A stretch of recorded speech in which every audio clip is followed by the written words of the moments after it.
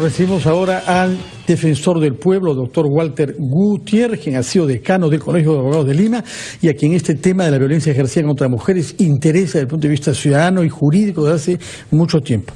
Y sobre todo, porque usted ha presentado ya hace varios meses un informe que nos trae cifras que son demoledoras en el sentido de que está aumentando el número de los casos por lo menos registrados. Y hay una cifra que choca particularmente porque ha establecido usted que hay un total de 18 mujeres que han sido quemadas en el Perú en los últimos tiempos y ninguno de los agresores ha recibido sentencia. ¿Qué está pasando? ¿Dónde está fallando nuestro sistema general de protección a la dignidad y la integridad de las mujeres peruanas? Y habida cuenta que somos uno de los países récord del mundo. Creo que es el tercero, el país con más violencia contra la mujer. Fernando, buenos días. Aldo, Patricia, buenos días. Bienvenido, ¿cómo está? Sí, este tema nos tiene que preocupar a todos porque tenemos que preguntarnos qué es lo que está sucediendo, porque todas las cifras escalan todos los años. Yo quisiera señalar dos situaciones para compartir con ustedes esta mirada, este análisis. Mire, el Ministerio de la Mujer existe hace 22 años. El 2015, el presupuesto del Ministerio de la Mujer era más o menos 350 millones. Hoy son 450 millones. Lo que se conoce como el CEN, el Centro de Emergencia Mujer, tiene 19 años, 18, 19 años. Y el costo de los casi 300 CEN son 120 millones de soles. En 10 años, si hablamos, digamos, de soles constantes, se ha gastado 1.200 millones. En los casi 20 años, 2.000 y pico de millones. El fenómeno ni siquiera se ha estancado. Entonces, la pregunta es, ¿qué nos hace suponer? Esta es la primera pregunta que me hago. ¿Qué nos hace suponer que haciendo lo mismo, con los mismos modelos institucionales, si estamos viendo que no cambian las cosas, ¿qué nos hace creer que las cosas van a cambiar? Entonces, el primer tema de fondo es que tenemos que saber qué está pasando, por qué está pasando, cuáles son los errores que estamos cometiendo, porque acá hay políticas fallidas, evidentemente. Este es el primer tema, y el espacio que se ha creado tenemos que aprovecharlo. ¿Cuál es el espacio que se ha creado? Que el presidente de la República ha creado o ha planteado una comisión especial. Es verdad que se han creado otras y podemos discutir y podemos señalar que ya han habido esas instancias, pero aquí de lo que se trata es de aprovechar ese espacio, y creo que ese es el espacio en el que hay que analizar qué no está funcionando en el Poder Judicial o en todo el sistema de justicia, en la Policía Nacional, en el Ministerio. Si no quieres arreglar un problema, crea una comisión. Sí, pero justamente no debemos dejar que esa comisión sea una comisión más. No podemos sumarnos a esa situación. Y por eso es que yo les traigo un tema concreto. Y permítanme un segundo punto, muy brevemente, un segundo punto. Creo que hay un serio problema en el sistema de justicia, porque el patrón machista no está solo alojado en los machistas. Es un patrón de la sociedad, y muy desafortunadamente, aunque hay jueces y fiscales que sí entienden la igualdad entre hombre y mujer, la igualdad de género, sí lo entienden, desafortunadamente en el sistema de justicia también está instalado un patrón machista. Si no, dígame cuál es el denominador común entre el caso Arlet Contreras, Eivy Ágreda y Juanita Mendoza. Yo les voy a decir cuál es el caso, el patrón, el denominador común. ¿Cuál es? El indubio pro agresor. La duda a favor del agresor. La duda en favor del agresor. Eso es lo que se está instalando y contra lo que tenemos que luchar. Porque vemos que resulta que en el caso de Arlet Contreras fueron lesiones leves en primer lugar, y luego libre, y luego exculpatorio. Ahora, ojo que eso es no es parte de una sociedad patriarcal. Lo veníamos conversando con la jueza que es encargada de toda la política de género dentro del Poder Judicial, una mujer bastante articulada, Elvia Barrios, si no me equivoco. Además muy comprometida. Y con mucho conocimiento sobre el tema. Y lo que pasa, doctor Gutiérrez, es que lo que tenemos es una sociedad patriarcal en la que ni hombres y mujeres ni siquiera reconocen los signos de dominación de los hombres en la sociedad. Y eso no solo afecta a las mujeres, afecta, por ejemplo, también a los niños, a los más débiles. Por ejemplo, hombres que sienten que tienen deber o que tienen poder sobre el cuerpo de los niños. ¿Cuánto ha costado que se defienda al niño violado en una escuela antes de que se preserve el trabajo del profesor. El caso del sodalismo es el más claro. Cuando hay una agresión contra un débil, se protege al fuerte. Y en el caso, a mí me espanta porque yo estoy segura que todos esos jueces que hacen estas sentencias en que son claramente machistas no son capaces de identificarlo, no lo hacen por maldad, no son capaces de identificar que detrás de eso hay un patrón machista. Sí, ¿no? el punto aquí, y es desesperante. Sí, el punto de aquí es que nosotros estamos divorciados, el derecho peruano es demasiado formalista, es un derecho a veces de pizarra, está divorciado con la realidad. El hecho de que Eyvi Ágreda fallezca luego de 38 días de agonía y se diga no, eso puede ser en el mejor de los casos intento de feminicidio. En el derecho anglosajón eso no sucede. Porque ¿acaso Eyvi Ágreda estuvo en esa condición por su negligencia? ¿Porque ella cometió alguna irresponsabilidad? No, fue el delincuente la que la puso en esa condición. En consecuencia, la muerte es producto de los actos realizados por delincuente. Además hay que decir una cosa, que la mujer haya sobrevivido 21 días es un milagro. Sí. Una persona con el 80% del cuerpo quemado es una condena de muerte. No hay manera de que sobreviva. Sí, Patricia, ¿no? pero el punto al que me quiero referir es que en esta vorágine de formalismos jurídicos dicen, no, lo que pasa es que no han muerto como consecuencia directa de los actos, por favor. Sino por una infección. Sino por una infección realizada. 80%, a eso me refiero. 80% del cuerpo quemado. Por eso, Patricia, a eso me refiero cuando digo, no hay mucho más que hacer, ¿no? Estamos lastrados por un formalismo jurídico y por una mirada machista del derecho. ¿Qué es lo que hay que Gutiérrez, cambiar? eso es falta de sentido común.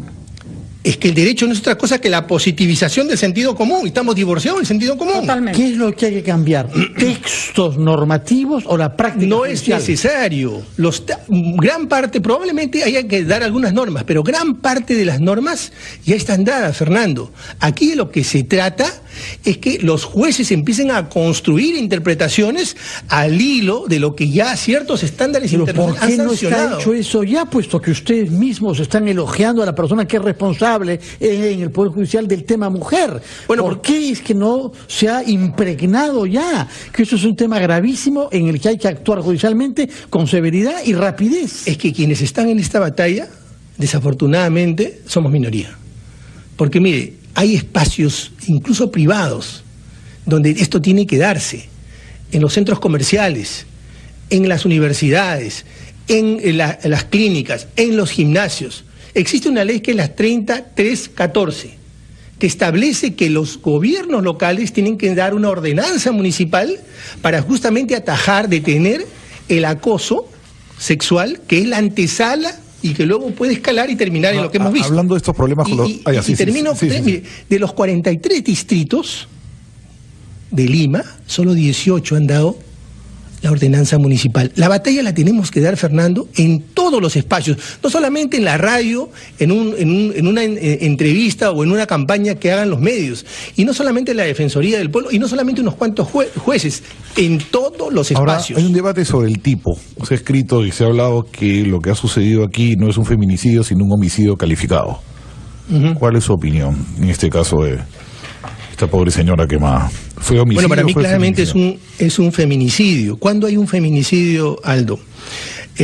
Cuando estamos hablando de un contexto de violencia, cuando hay un desprecio enorme por la vida y porque además por la condición de mujer, porque alguna vez tú has visto a un otro hombre que jale de los pelos y lo arrastre a otro hombre, eso podrá suceder insular ocasionalmente. ¿Alguna vez has visto que recurrentemente se le eche fuego a un hombre, se le eche gasolina y se le prenda fuego? No. En esa conducta hay un desprecio por la dignidad, por la integridad. Los asesinatos de los narcos, es asesinato muy cruel. Pero ya, de acuerdo, totalmente de acuerdo. Con ácido y... Ya, pero ese es otro... Pero no motivados por el hecho de ser hombres, ¿no? Sino por el hecho de ser narcos, probablemente. Exactamente, esa es una muy buena acotación. No es por el hecho de ser hombre, sino porque allí la virulencia, la violencia es el lenguaje. Pero aquí es por el hecho de ser mujer. Mira, esta pareja de de la hermana de Juanita, ¿por qué? Yo me pregunto, ¿por qué no agredió a su hermano? ¿Por qué no agredió a su esposo? Al esposo de claro, hermana. claro. No agredió a nadie. Decide agredir a la hermana. A ningún varón de la familia. Lo que quiero señalar con esto es que sí existe un tipo, en los hechos, no en la formalidad legal, en los hechos sí existe un tipo de feminicidio. Ahora, hay una suerte como de desprecio a lo que le ocurre a las mujeres. Le pongo un caso que a mí me ha dejado espantada, que además lo he hecho notar dentro de nuestro propio medio. Le dejo planteado el tema antes de ir a la pausa. El caso, por ejemplo, de trata que involucra a esta ciudadana española. Hay 2 ciudadanas peruanas. ¿Alguien sabe cómo se llaman? Sí. ¿Alguien le ha contado su historia?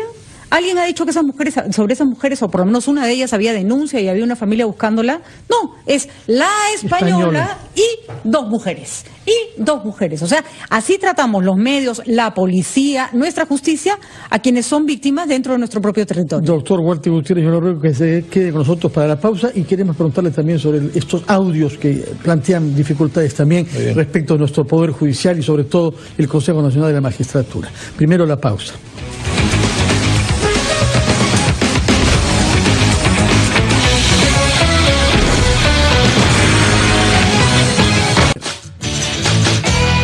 Una pregunta sobre la invisibilización de las mujeres en ciertos casos. Está pensando en esta secta de ese tipo, donde se habló que había una española, pero se habló muy poco. De las 2 chicas peruanas. Habían otras hablado de las 2 como si las peruanas no fueran víctimas, ¿no? O sea, era como que fueran sus acompañantes y la única víctima era la española, cuando de la familia. Las víctimas son las 3. Así es, y además sobre una de ellas había denuncia, búsqueda, todo igual, ¿no? A las que por supuesto no le habían hecho ningún caso, ¿no?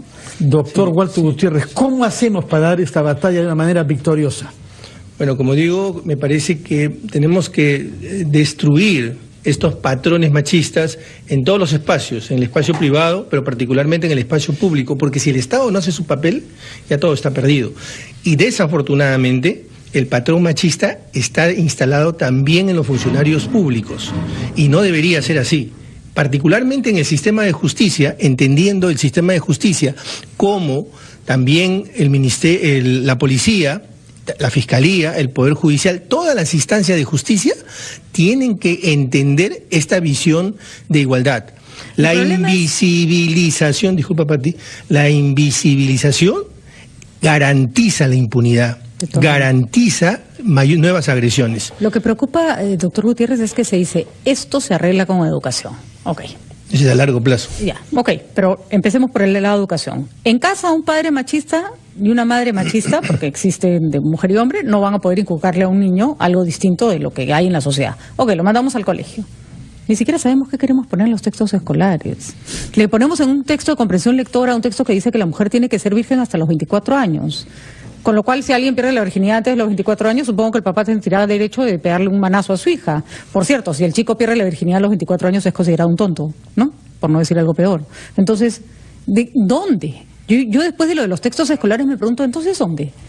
Si ni siquiera podemos saber qué le vamos a poner a un chico en un texto escolar, ¿de qué estamos hablando?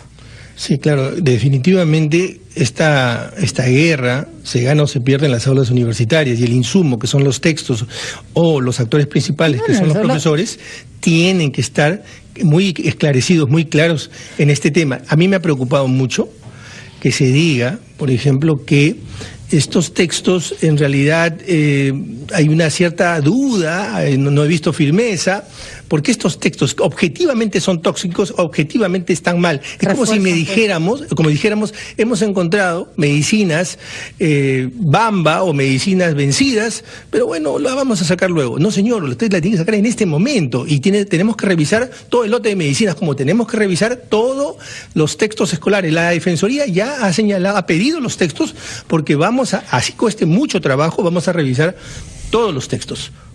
Porque no es un tema solo de enfoque de derechos, no, hay un sesgo político bien fuerte en varios textos. Es probable que también un sesgo político, y también un tema que gasta en las matemáticas. No tan malo como el otro, también sesgados. Pero hablemos del enfoque de género, que es lo que nos interesa en este punto. Lo otro me parece perfectamente debatible, y además hay imprecisiones incluso. Pero poner textos para el debate que refuerzan patrones machistas es un absurdo. Además, ¿no? textos que lindan en el absurdo. En el absurdo. Si fueran pues una posición que tú dices, bueno, las respeto, ¿no? Pero no son textos solventes desde el punto de vista. Exactamente. Bueno, ya no estoy de acuerdo, pero está bien escrito, ¿no? Exactamente, ¿no? Ahora, señor defensor del pueblo, usted mencionó que esta guerra se ganará en las aulas universitarias, en los espacios En el de mediano, largo creación plazo. intelectual. Los Y en las estudiantes se escolares. quejan justamente de que no hay protocolos claros sobre el trato a las mujeres en los campus universitarios. ¿Faltan protocolos? A ver, aquí nuevamente el Estado no hace su papel, porque existe la ley universitaria. El centro de la educación universitaria es el estudiante universitario. Y existe una norma explícita respecto a la violencia, al acoso. Existe una norma explícita en la ley universitaria. Y existen normas infralegales que establecen una obligación a la SUNEDU. Ha sido la Defensoría del Pueblo la que ha señalado que las universidades no tienen estos reglamentos o protocolos sancionadores, sino apenas 3. En la Universidad San Martín de Porres se ha dado un hecho. Y yo tengo que saludar que el propio rector me ha llamado por teléfono el día viernes y se ha preocupado por el tema, y haciendo de esta situación ve una oportunidad y nos ha señalado todos los pasos que ya dieron, la separación que me entiendo han realizado. Pero estamos hablando de 40 y tantas universidades que han sido licenciadas y solo 3 tienen los protocolos. Y la SUNEDU, me pregunto, ¿ha hecho una supervisión? ¿Y las otras que están en proceso de licenciamiento? Entonces, si no damos la batalla en todos los espacios, y no la estamos dando, parece que esta es una batalla solo de la policía, solo del Poder Judicial y solo de algunas No, ONGs. claro, lo que usted ha dicho, se ha invertido un montón de dinero en el Ministerio de la Mujer y el fenómeno no deja de crecer. Entonces, algo no está funcionando. Y nada nos hace suponer que haciendo lo mismo vamos a cambiar las cosas, van a agravarse. Ni siquiera se ha estancado el fenómeno, ha crecido un montón. Supuesto. ¿Y tenemos cuántos años en el Ministerio? 20 y tantos años. 1.000 millones de soles. 2.000. 2.000 millones de soles gastados y siguen matando a la gente, a las mujeres. Bueno, en todo caso, contamos con usted, señor Gutiérrez, para que su voz como jurista se haga oír y como defensor.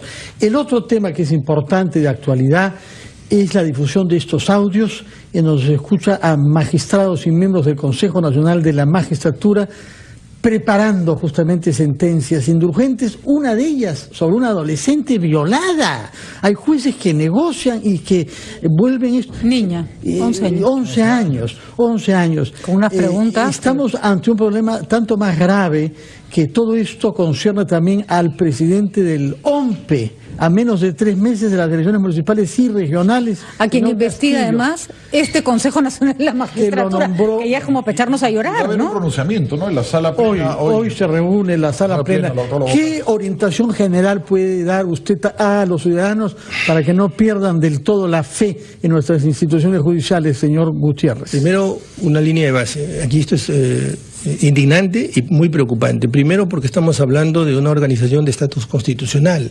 El Consejo Nacional de la Magistratura, los miembros, tienen el privilegio del antejuicio. Y por otro lado, estamos hablando de un vocal supremo, que también es un funcionario de altísimo nivel y también tiene este privilegio del antejuicio. A mí me parece, en primer lugar, una investigación inmediata, tanto interna como la que ya ha anunciado, y hay que saludar positivamente, el Ministerio Público.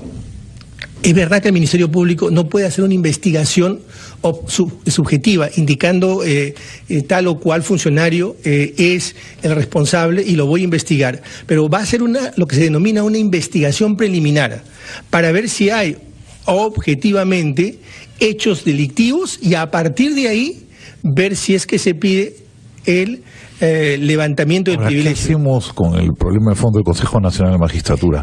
Porque nunca ha funcionado. La época de Velasco, ¿se acuerda? Cambiaron en el Consejo Nacional de Justicia, luego lo cambiaron en la época de Belaúnde, y después con Fujimori, ahora con... Y la última vez que fue con Toledo, me parece. Sí. Y siempre Pero se terminan repitiendo estos problemas.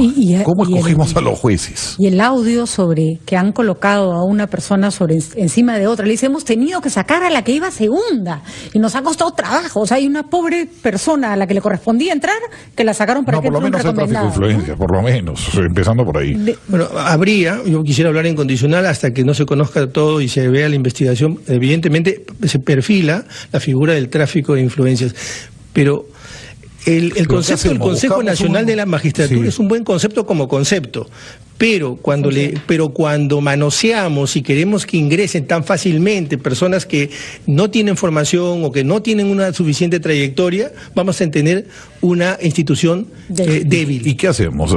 ¿Buscamos un agente externo? De repente un headhunter, SGS, el Colegio de Abogados de Madrid, de repente alguien que no sea peruano y que los elija, porque desde que yo tengo memoria hay estos problemas, ¿no? Un sistema de elección transparente y que uno sepa exactamente qué puntaje hubo en cada yo cosa, creo que es terrible, siempre ha habido problemas. No. Claro, primero no tenemos que tener miedo respecto de los requisitos, porque aquí nuevamente sobre el equivocado concepto de igualdad, todos podemos ingresar.